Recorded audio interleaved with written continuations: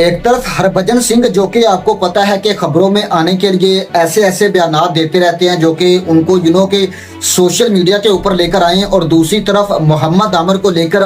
बड़ी अपडेट सामने आ रही है कि क्या मोहम्मद आमिर चैंपियन ट्रॉफी 2025 में पाकिस्तान को अवेलेबल होंगे, यानी कि पाकिस्तान में खेलते हुए दिखाई देंगे या नहीं। इस हवाले से आज बात करेंगे। सबसे पहले अगर हरभजन सिंह की बात करें तो हरभजन सिंह आपको पता है कि कोई भी ऐसा मौका नहीं छोड़ते जहां पर वो सोशल मीडिया के ऊपर बैक इन एक्शन हो। चाहे आप वहां पर मिसाल देखने को मिलती है कामरान अकमल वाले मामले में देख लें या फिर तनवीर वाले मामले में देख लें, लेकिन अब हरभजन सिंह जो है उन्होंने बाबर आजम को निशाना बनाया है। और बेसिकली आज से कुछ चंद दिन पहले एक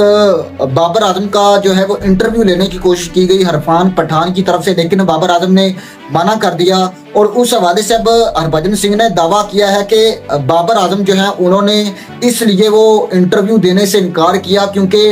वो के बाबर आजम की अंग्रेजी इतनी अच्छी नहीं है। ये इस बात का आप सबको पता है, हमें भी पता है। और हरभजन सिंह का ये कहना है कि इरफान पठान उनको इंग्लिश में सवाल ना पूछ लें, यानी अंग्रेजी में सवाल ना पूछ लें, इसलिए बाबर आजम ने डिनाई कर दिया, मना कर दिया कि मैं इरफान पठान को नहीं दूंगा इंटरव्यू। लेकिन आई थिंक जहां तक रहा सवाल इंटरव्यू का, वो एक अलग मामला था। लेकिन अब मैं बात करूं, आप बात करें, इस मामले में ये चीज समझ में आती है। लेकिन हरभजन सिंह का बात करना मेरे ख्याल से, मेरे पॉइंट ऑफ व्यू से इतना ज्यादा कोई मेरे ख्याल से ऐसी बात है भी और नहीं भी। लेकिन हरभजन सिंह को बात करनी नहीं चाहिए थी क्योंकि कि हरभजन सिंह आपको पता है एक जाने माने क्रिकेटर हैं और ऊपर से स्टार स्पोर्ट्स के साथ कि उनका मुआहदा भी होता है, वहां पर एनालिसिस भी करते हैं। और एक एक्स क्रिकेटर जो कि अपने दौर का एक इंडिया का अनिल कुंबले के बाद आई थिंक मेरे ख्याल से एक बड़ा स्पिनर रहा है हरभजन सिंह, और उनकी तरफ से यह बयान आना मेरे ख्याल से एक शर्मनाक बात है उनके लिए भी। और दूसरी तरफ मेरे ख्याल से हरभजन सिंह का भी कसूर नहीं, क्योंकि देखें हरभजन सिंह अब अपनी जिंदगी है उसमें उस लेवल पर पहुंच चुके हैं, या मेरे ख्याल से उस टर्नओवर पर पहुंच चुके हैं जहां पर उनको बोलते वक्त सोचने की जरूरत नहीं पड़ती, क्योंकि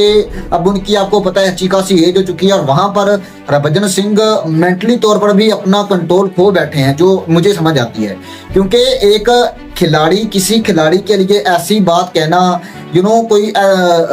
कोई जर्नलिस्ट हो, कोई यूट्यूबर हो, वो ऐसी बात करे, वो बात समझ में आती है। लेकिन जब एक खिलाड़ी, एक बड़ा खिलाड़ी, वो भी इस तरीके से बात करे, तो आई थिंक मेरे ख्याल से फिर वहां पर सवाल उठते हैं हरभजन सिंह के ऊपर कि आपको इतनी ज्यादा आपको आपकी पब्लिसिटी है, इतनी ज्यादा आपको पता है कि सराहा जाता है हरभजन सिंह को, तो वहां पर आप हमेशा से ऐसे बयानात ना दिया करें जो पाकिस्तान के खिलाफ हो या पाकिस्तानी क्रिकेटर्स के खिलाफ हो। हरभजन सिंह, अगर मैं आपको बताऊं तो हरभजन सिंह का ट्विटर हो, हरभजन सिंह का सोशल मीडिया का कोई भी अकाउंट हो, वहां पर इनकी पोस्ट वही वायरल होती है जो पाकिस्तान के खिलाफ हो या पाकिस्तानी क्रिकेटर्स के खिलाफ हो। सो फिर उसके बाद जब पाकिस्तान की तरफ से रिप्लाई आने शुरू होते हैं, चाहे आप तनवीर अहमद का देख लें, फिर वहां पर फिर बवाल खड़ा हो जाता है, चाहे आप विक्रांत गुप्ता को देख लें या फिर आप दूसरे बड़े बड़े जर्नलिस्ट को देख लें, उनकी तरफ से भी फिर पाकिस्तान के ये जो एक्स क्रिकेटर्स हैं या जर्नलिस्ट हैं उनको ट्रोल किया जाता है कि आपने क्रिकेटर्स की इज्जत नहीं करते, ये नहीं करते। फिर अगर आप पहले ऐसी चीजें करेंगे तो फिर बाद में आपको इस तरीके की जो चीजें होंगी उसको फेस भी करना पड़ेगा। लेकिन आई थिंक शर्मनाक मुकाम है ये हरभजन सिंह के लिए। और दूसरी तरफ मोहम्मद आमिर को लेकर बड़ी अपडेट सामने आ रही है। कि मोहम्मद आमिर आपको पता है कि ऐसे बॉलर हैं जो कि अपने दिन पर किसी भी टीम को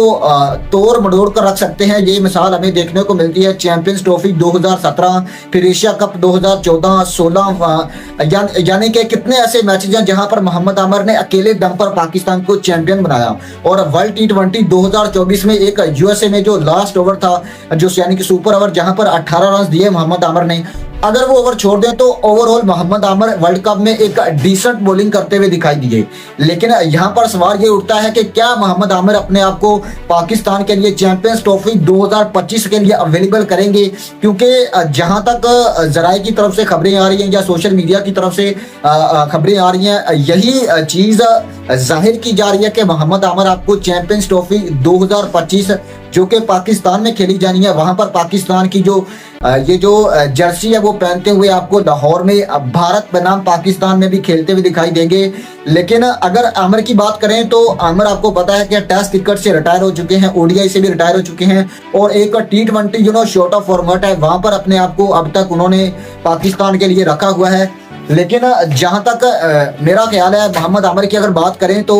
अब तक 61 ओडीआई में 72 विकेटें हैं और 70 से प्लस विकेटें हैं और T20 में भी। लेकिन आई थिंक बॉडी का भी इशू होता है। मोहम्मद आमिर ने जब पहले T20 से रिटायरमेंट ली, ओडीआई से रिटायरमेंट ली, वहां पर रिटायरमेंट ली जब इन्होंने, तो आपको पता है यहाँ वहां पर एक बड़ा इशू क्रिएट किया गया, सब स्पेशली जब टेस्ट से इन्होंने रिटायरमेंट ली। लेकिन जब सवाल उठता है उनकी फिटनेस का,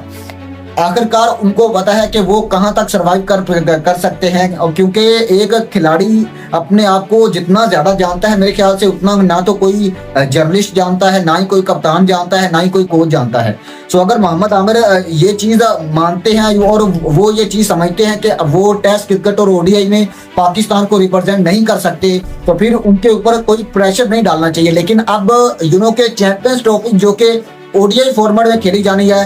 वहां पर अगर मोहम्मद आमिर अपनी अवेलेबिलिटी जाहिर करते हैं तो आई थिंक ये एक अच्छा साइन होगा। क्योंकि मोहम्मद आमिर आपको पता है शाहीन शाह के साथ, नसीम शाह के साथ जिस तरीके से बॉलिंग होगी पाकिस्तान की, अनफॉर्चुनेटली पाकिस्तान की बैटिंग लाइनअप आपको पता है चैंपियन T20 वर्ल्ड कप में उस तरीके से क्लिक नहीं कर पाई। अगर पाकिस्तान की बैटिंग लाइनअप क्लिक करती तो जिस तरीके का पाकिस्तान का पेस अटैक था, आई थिंक पाकिस्तान की टीम का ये पेस अटैक मेरे ख्याल से T20 वर्ल्ड कप 2024 में दुनिया का खतरनाक तरीन पेस अटैक था। वही स्पिन डिपार्टमेंट भी आपको पता है पाकिस्तान का उतना ज्यादा मजबूत नहीं। पिछले 3-4 साल से हमारा स्पिन डिपार्टमेंट स्ट्रगल कर रहा है, स्पेशली जब से सईद अजमल गए हैं उसके बाद से पाकिस्तान ने ना तो कोई ऑफ स्पिनर प्रोड्यूस किया है और ना ही कोई आपके पास लेग स्पिनर उस तरीके का आया है। लेकिन इब्रार अहमद जो कि मिस्ट्री स्पिनर है, आपने उसको उस तरीके के से चांस नहीं दिया। पिछले 1-1.5 साल से आप उसको मुसलसल ट्रैवल करवा रहे हैं। हालांकि पाकिस्तान की पिचेज जो कि के एक फ्लैट पिचेज होती हैं, चाहे आप पिंडी को देख लें या फिर लाहौर को देख लें, वहां पर अगर एक स्पिनर इंग्लैंड के खिलाफ आपको 5-5 विकेटें लेकर दे रहा है तो फिर आप हिसाब लगाएं कि वो इंडियन में जहां पर चेन्नई देख लें या फिर दूसरे ग्राउंड देख लें या फिर आप यूएसए देख लें, वेस्ट इंडीज देख लें, जहां पर मोस्टली आपको स्पिनर अटैक स्पिनर जो है वो डोमिनेट करते हुए दिखाई देते हैं। इससे बड़ी मिसाल आपको देखने को मिलती है अफगानिस्तान की, जो कि अपनी स्पिन डिपार्टमेंट के बलबूते और फास्ट बॉलिंग उनकी भी क्लिक की। उस चीज को दोनों का कॉम्बिनेशन के जरिए वो आईसीसी T20 वर्ल्ड कप 2024 के सेमीफाइनल तक पहुंचे। और मेरे ख्याल से पाकिस्तान में को चांस देना चाहिए था इब्रार अहमद को, लेकिन अनफॉर्चुनेटली उस तरीके से उनको ना तो यूटिलाइज किया गया, ना ही उनके ऊपर भरोसा दिखाया गया, बल्कि सारा दौरमदार शादाब खान की तरफ रखा गया। लेकिन आई थिंक अब वक्त आ चुका है कि आप मौका दीजिए इनको, इब्रार अहमद को, और उनके साथ साथ आपको एक ऐसे स्पिनर की जरूरत है, ऑफ स्पिनर की, जो कि आपको थोड़ी बहुत बैटिंग भी कर दे दे। सो मेरे ख्याल से ये सारी चीजों को मद्देनजर रखते हुए पाकिस्तान क्रिकेट बोर्ड को फैसले लेने होंगे, क्योंकि आगे चैंपियंस ट्रॉफी 2025 आपको पता है एक मेजर टूर्नामेंट है, जहां पर आपको ऑस्ट्रेलिया, न्यूजीलैंड, इंग्लैंड और साउथ अफ्रीका जैसी दुनिया की खतरनाक टीमें खेलते हुए देखने को मिलेगी, और वहां पर भारत भी होगा। सो उससे पहले ये प्रिपरेशन और आमिर का चैंपियंस ट्रॉफी में वापस आना मेरे ख्याल से एक पाकिस्तान के लिए बहुत अच्छा साइन होगा।